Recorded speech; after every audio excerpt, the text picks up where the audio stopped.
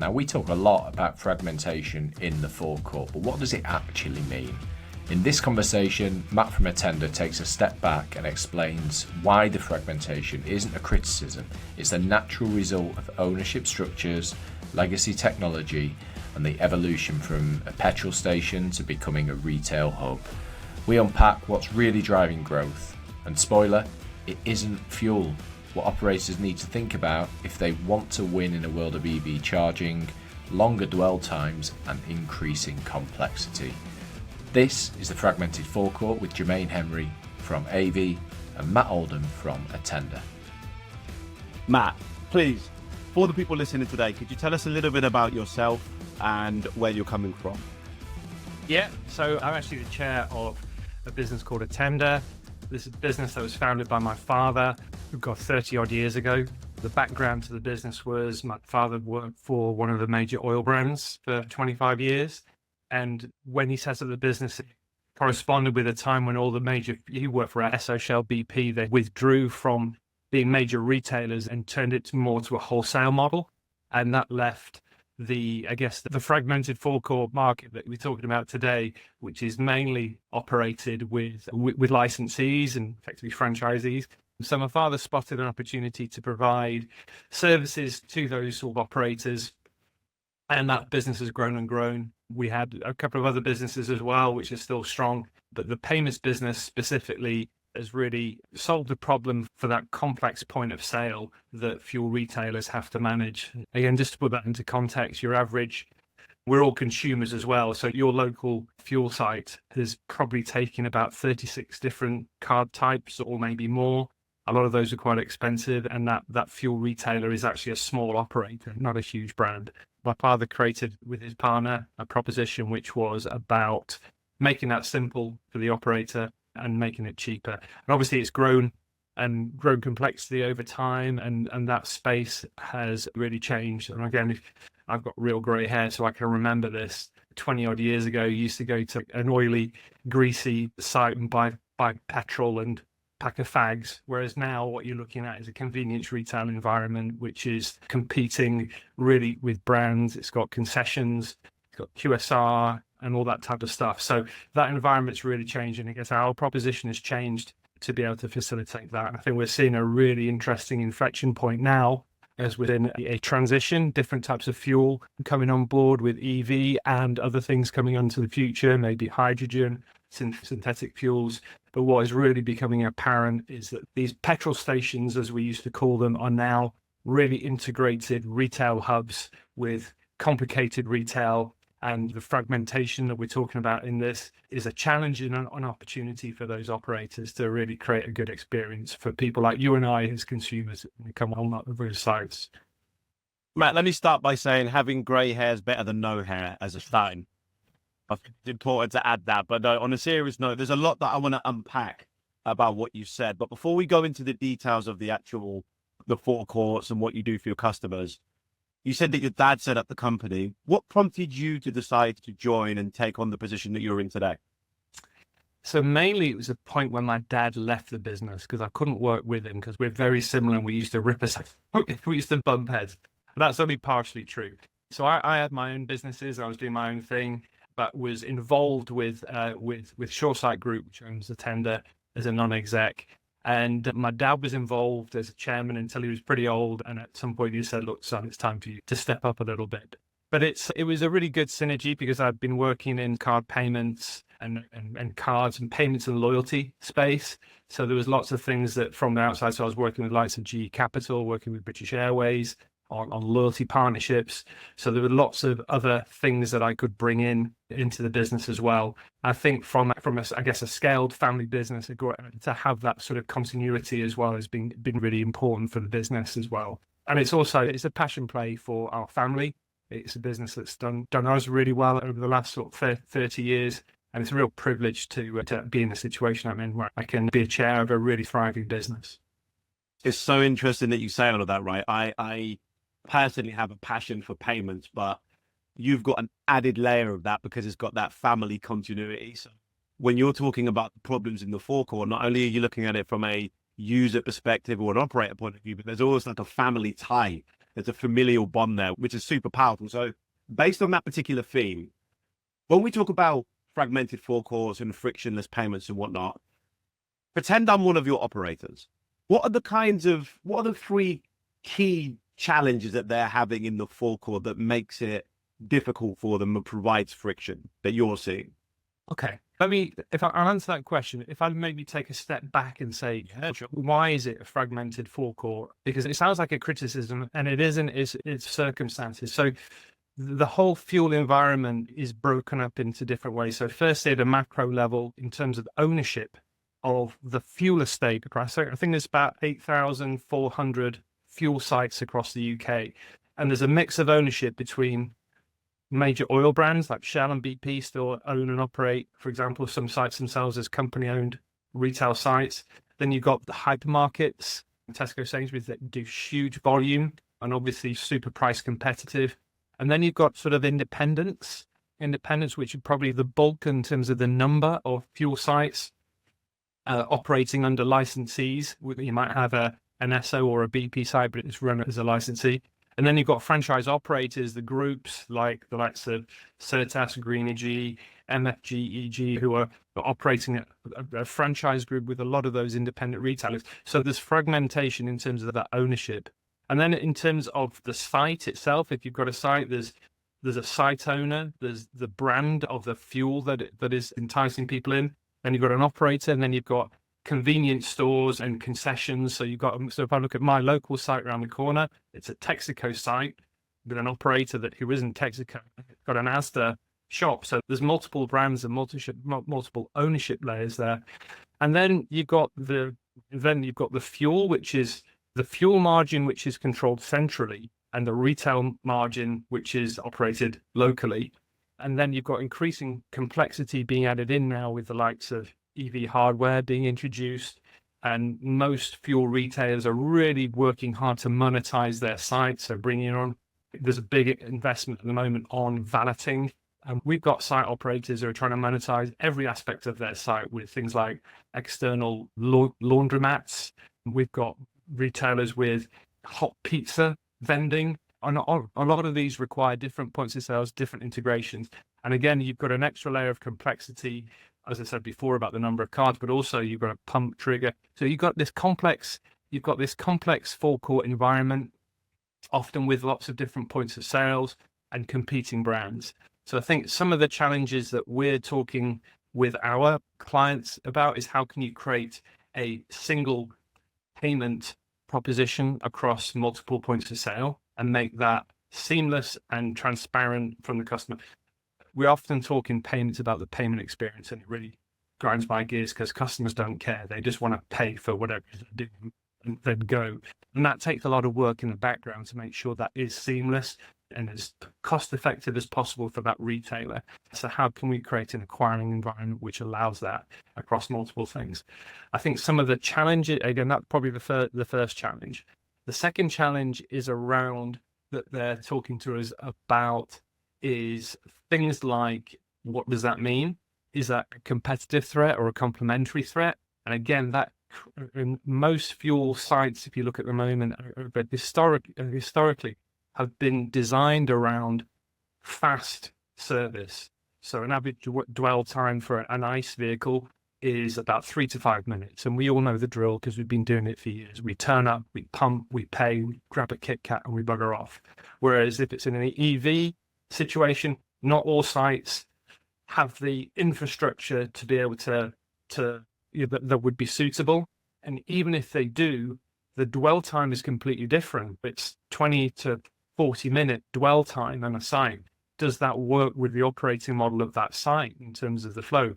What wins and what loses in that EV thing is about people are there for a long period of time. Are there things for people to do there, or they're just going to sit in their car? Is the convenience retail or the environment that people can wait in, is that suitable for that? So that's a challenge that I think fuel retailers are working towards. And as we get into the next wave of EV, the easy EV rollout's been done. Like people like me who can have an EV on my driveway. And the second harder rollout of EV is for people who don't have their own driveways. So you're looking at how can I charge my car when I can't park it outside? The network operator that presented for by the fuel retail estate creates a really good opportunity. So I think that's something that a lot of fuel retailers are wrestling with. I think then the third one, and again, this does speak to that fragmented nature of the forecourt, is customers, our clients and partners are talking to us about owning the customer and understanding the customer. A lot of our retailers, really good retailers, still struggle to understand who their customer are. And that's often because they don't own the customer. So if you look at some of the large loyalty propositions that a brand might have, let's say Nectar, they're not necessarily sharing that data with the operator themselves. So who is my customer? What's my profile of customer? How does that compare with the cluster of sites around me? Am I getting the high volume commercial drivers? And what can I do to influence them? So that quest for data and not just data, that what can I do to influence when you're operating in a fragmented site where your brand on the front isn't necessarily who owns the customer. So that's the challenge. So I think that was a really long and rambling answer. Sorry about that. No, Matt, look, you touched on a lot of things, and I'm just going to quickly play back my understanding of what you said. And I have a few questions that I want to dig into because the topics you touched on are very interesting. If I'm an outsider looking in and I'm looking at what fragmented forecourts means from your perspective, you take a macro view and say, look, there's a lot of owners of different fuel brands with different priorities. You've got different setups in terms of some owned or managed by the company, some are dealer owned and managed. And because of that complexity there, there's a conflict sometimes in terms of what direction you go. To add another layer to that, some of them are built on legacy technologies. So you've got multiple lanes, which have been there for a number of years, whereas you've got newer innovations like Aevi, which are quite new, built on cloud-based solutions, so they're quite fresh. But now you've got this conflicted priority of ownership and operation potential. You've got multiple lanes of technology that don't converge. And then to finally cap it off, from a data point of view, you can't see anything across the whole board. And then you've got to make a profit. So you're selling pizzas, airvac, and all these other things. So all of these are happening at the same time, while I need to run a business, keep my staff happy, make some money, keep everyone going. So my question to you would be this: where do I start? Knowing that all of these problems exist and all of this fragmentation is here and the causes of that fragmentation, if I were to remove some of that pain, where's the best place for me to start as an operator? And treat me like I'm one of your potential clients or existing clients. Yeah, so I think that's a really good question. And I think, where do you start? It's like in any business, you start from having a good customer proposition that is going to bring people in. And I think that who are the winners and losers in this? The people who are really doing very well in this space, and there's a lot of success. I think there's a real increase of investment in this space. And I think there's more sites. I have to double check this. I think there's more fuel sites this year than there were last year. So it's people are actually investing in this space. The winners in this space are people who are investing in the experience of the customer. So it's convenient, having a really strong convenience retail proposition or food to go proposition. And we're seeing that in the lights of EG on the Move, because they've published their stats in terms of what they're doing in their reports, basically saying 20% growth, and it's on the back of their non-fuel proposition. Similarly with Rontec, got really strong results, and that is on the back of a really strong relationships with the likes of Morrison's in their sort of daily Morrison's proposition. So it needs to be a destination for people to come. There's even some data. So the tipping point is beyond the point of, on average, people are coming now to a fuel site, a forecourt, not to buy fuel, they're buying something else. So they're coming to a fuel site not for fuel, but for convenience retail. And I think this is like 11% of people actually coming in to browse and not actually buying anything. So the fuel now isn't the main driving point of that. It's the other offer. And in some urban areas, it's as much as it's only 20% of people coming to that site are coming for fuel. 80% of it is for the other offer. So the starting point is getting that consumer offer to be really strong. And then once you've got that, what customers don't like is a different mechanic for different things. So having to use one payment, if you're coming in and having to use something different for fuel than you are for the coffee concession, that's just, why isn't it the same thing? So that's an area of customer confusion, but it's also adding complexity in the back office. So wherever possible, from an acquiring perspective and therefore a cost perspective. So I think one of the main things that we're trying to talk to our customers about is how can you have one solution from a payment and an acquiring perspective, regardless of whether that's attended or unattended, i.e. whether it's in the shop or whether it's for the valeting. It's a single solution across that. And that's what we've got very active conversations and moving forward across that. It's helped by the fact that there's a move towards contactless technology. And again, you don't have to go back very far before you were pushing pound coins for your air tower. Now it's contactless. So there are better, easier, more cost-effective solutions for our retailers to be able to as well. But yeah, creating that standardization in the front and the back of the payment experience is really key. Okay, so assuming then that I know my customer proposition, I understand their convenience retail is booming, I need to find a way to bring my customers locally to my site. That's clear. We know what proposition, got loyalty in place.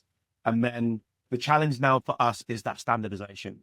Talk me through what standardization actually looks like, because most operators typically would have legacy multi-stacks, which are not standardized. And to try and standardize them is a mammoth task. So can you just talk me through an example of how you would get from a fragmented backend to make a more solidified backend to give that customer journey a bit more seamless? Yeah, so you talked before about legacy technology. And if you think about one of the key reasons, I know we're saying convenience is really important, but it's still fuel at the end of the day. So a lot of the fuel pump technology is 10 to 20 years old often. And you've got also point of sale material, particularly in that sort of independent sector, is owned by the operator. So we might, I'm not going to use the brand, but we have a partner who has hundreds of sites within operated under a group. Because the owner operators own their point of sale, they'll have a variety of different kit in terms of the POS. And there are dominant providers, but there's one key player who has really good penetration within it, but there's other edge cases around it. So you have one brand, let's say a few hundred sites operating under that brand, maybe 5 or 6 different hardware solutions, and one overall deal that we're going to operate. So the key thing for us is to be able to onboard that and integrate all those different POS solutions so we can create a single solution for all involved. And I guess it's the whole thing about how do you the Irish proposition, how do you get to Tipperary? I wouldn't start from here. Because we've been doing it for a long time, we do have integrations with all these different things. Starting from scratch on that will be really hard, but because we've built up those integrations over a long period of time, we can do that matrix matching of solution and making sure that you can create a single consistent payment solution across a fragmented environment like that.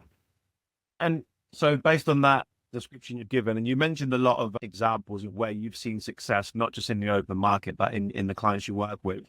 And I was reading up about the Minor Mobility report that you guys published, and I found it fascinating. What's the driver behind the information that you put out in the report, and who are you targeting that information to? Yeah, I think one of the reasons why we created the report, which was consumer focused, is that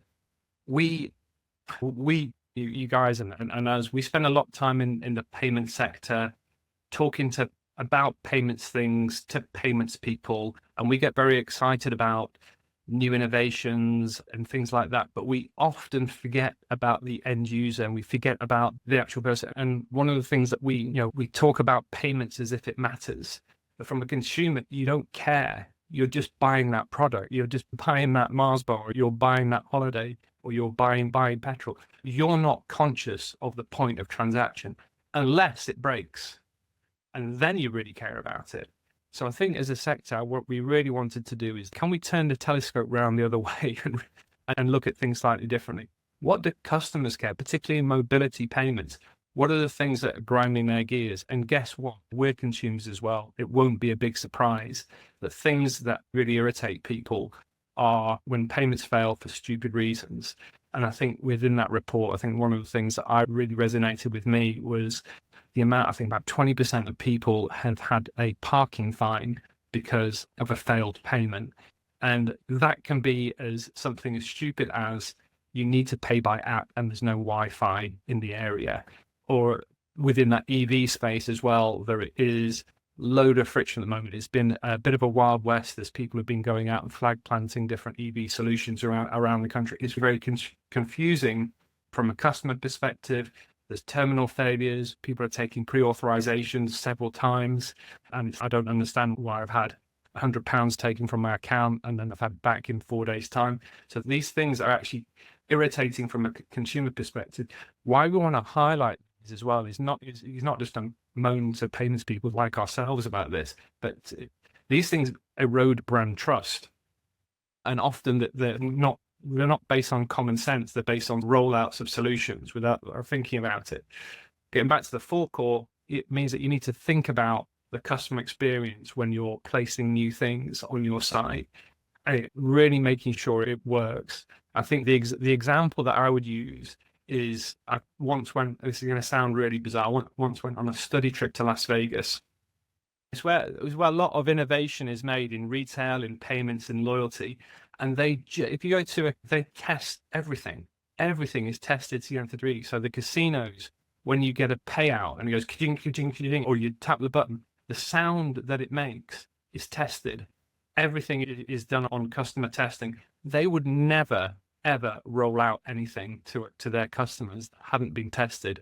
But we seem to be okay with this rolling stuff out without getting the consumer involved in it. And I think the reason for this, the report, is to help us payments professionals just think about the consumer as we're innovating.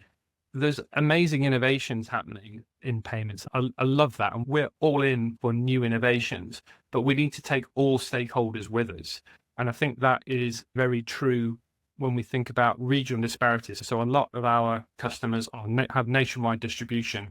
There is not an even distribution of payment attitudes and payment infrastructure geographically. And some of that we talked about Wi-Fi not being enabled in certain areas. In London and the Southeast, it's really easy to adopt new payment technology, less so in rural Northeast England. So how can we get solutions that work consistently across nationwide brands? I think that's really important. You don't want to. I think another stat that we came across on that is only 2% of 65-year-old and older have got a digital wallet. And you can write that off as well. That's just old people. But that's a quarter of the paying population in the UK are not using a digital wallet for payment. But that's the reason of travel in terms of where we want. If you go to payment conferences, you would assume there was 100% of people paying with digital wallets 100% of the time. It's not. In our report, it showed that the second preferred method of payment was cash. And this is in an industry which is obsessed with cashless, seamless, frictionless things. People are saying cash because they fully understand it, they trust it, and they know how it works. And we need to take everyone with us when we're introducing new technologies to make sure people fully understand it. I think wet fuel, people understand that because we've been doing that for years. I think the challenges are when we're introducing new things like EV propositions on the forecourt, where there's lots of different solutions and they all have different quirks and traits and apps and this, that, and the other. We need to try and work out how can we make this simpler for the consumer, because that's the most important thing for us. From what I'm hearing then, Matt, was really about understanding the end user, us, all of us. Everyone that works in payments pretty much has an experience at a forecourt, so we have an idea of what it feels like. You compiled a lot of statistics, and you're talking to the operators, the fuel providers, and right at the beginning you said, when we were talking, what should I focus on as an operator? And you were saying, what is your proposition? So I can hear from your general theme, everything starts from the end user and work backwards from that. If you can please your customer, if you can engage your customer, then you're in a good starting point, and everything else can be built with that as your North Star. That in mind, how do you see payments innovation over the next 3 to 5 years, specifically in the UK? Let's take London and the Southeast because they adopt digitally more than most areas. Where do you see payment innovation going that if forecourts are not prepared for, they could get left behind? And if they are prepared for, they can really exploit that market? Yeah, I think that's a really good question. And I think we can link almost like the future of payments to the future of the forecourt in this topic. And I think I mentioned before about what was a petrol station like. We used to call them petrol stations rather than retail, convenience store. Petrol station 20 years ago, and what will it be like 20 years in the future? And what will need to be in place for that to work?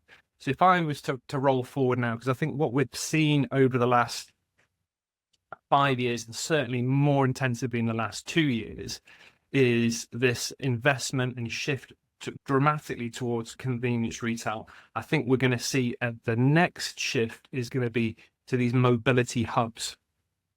The network, as it stands at the moment, is great. It's in urban areas, it's in rural areas, it's got distribution. We're going to have different modes of transport and different modes of fueling.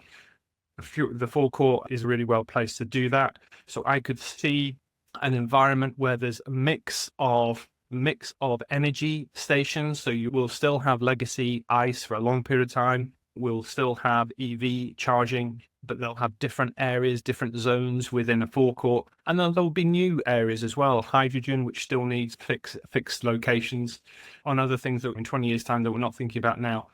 How we consume those is going to alter depending on what it is. In that EV space, dwell times are going to be massively increased from 5 minutes to 20 minutes plus. So how does that retail environment mirror that? Will there be areas for coffee, co-working, and then other opportunities within that to provide services? You're already seeing things like parcel endpoints, last mile nodal services. So I can imagine that there would be spaces which look quite different, but still at its heart are monetizing the dwell time or monetizing the opportunity to come there. I think we'll see more seats, more seated people.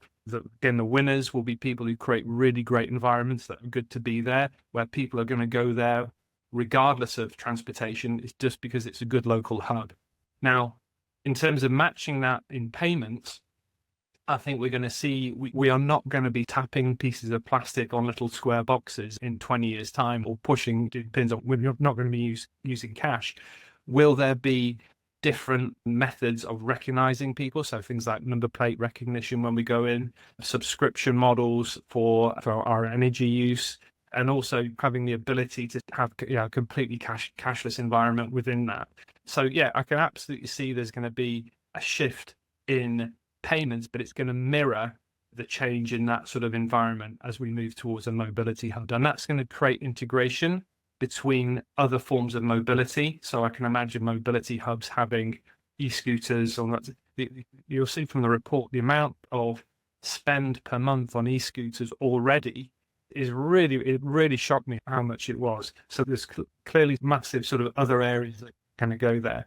And we see there already that is going to be app-based, subscription-based, the solution. So will there be a till, to use a better word, till, with someone standing behind it? I don't think so. I think there'll be lots of different ways.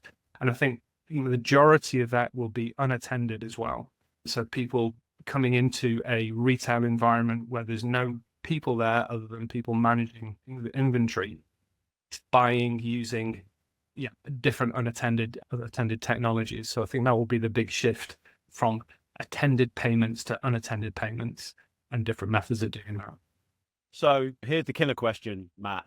How can Attenda help me get to that place in 20 years? How can your company help me shape the future? Yeah, that's a question we need to be asking ourselves as a business all the time. And I think where we're doing well in that is in the partnerships that we've had for a really long lasting time, where we're infrastructurally integrated and operationally integrated with our partners and facilitating the change. I don't want to overemphasize the O word, the orchestration, but I think that's really key, because that's going to enable us to enable our clients to have different forms of retail, unattended, attended, and underneath the same umbrella agreement. And we can bring in different form factors, use different acquirers should we need to for different parts of the business. Again, the key thing from our partners is that they want one payment solution, one payment partner, not having to go somewhere else for that particular thing. So that orchestrating that across their retail environment, and making sure not only are we ready when they come up with new ideas that they want to do. But we're also actively encouraging, saying we are ready for this. You can do this should you want. One of the things that we are increasingly becoming active on, and this has partly been led from our clients asking for it and partly us thinking about it as well, is creating data solutions. We get millions and millions of payments coming through our systems every day. How can we use that data to help them inform decision making as well? So that's another area that we can definitely step up into and help our clients. Because again, it comes back to the winners in the future of this fragmented forecourt are going to be destination retailers on a local basis, local destination retailers. And to really win across that, it's absolutely simplification across the payment environment, and the real winners are going to be able to utilize data to be able to offer that their customers, who they can recognize and see that they are their customers, the products that they want. Who would benefit from listening to this discussion we just had, and why do you think they'd get something out of it? Yeah, great question. Again, I think people within the fuel, retail, and convenience sectors, we are having those conversations today, and we obviously want to speak to more people about this. We also want to really hear. Listening is great, but I think the most important thing for us is hearing back from retailers about what your challenges are, and then, as we've said before, really encourage them to listen to their consumers. So, would love to have this conversation with our clients, as we are already doing. People who don't work with us already. But I think the most important thing for any business is to really listen hard to the client needs and to their end consumers, and make sure it's a dialogue rather than it being one way. We don't know all the answers. We know things that don't work because we make mistakes and we try and learn from those. But having a two-way conversation with people in payments is the key thing. And that's really linking up the payment providers, merchants or retailers, however you want to describe them, and then also their consumers, making sure that all three of those things are completely linked together. Folks, we are very fortunate to have industry experts, decades of knowledge from people like Matt on the show. Huge thanks to Matt for sharing his insights. One thing is very clear from the conversation: fragmentation isn't going anywhere. The challenge looks very similar across a multitude of fuel retailers in the UK, across Europe, and most likely across the world. Multiple POS stacks, different acquirers, EV rollouts happening in parallel with legacy systems, and no unified view of the customer. It's no longer theoretical, it's happening everywhere. In the next few months, the Fragmented Forecourt is going to go deeper on how retailers are actually tackling this, what's working, what's breaking, and where orchestration and standardization can become competitive advantages. We're going to be going to see some of the manufacturers for terminals and hardware, and we're going to go behind the scenes as we speak to the biggest fuel retailers on the planet to understand the challenges shaping fuel retail today.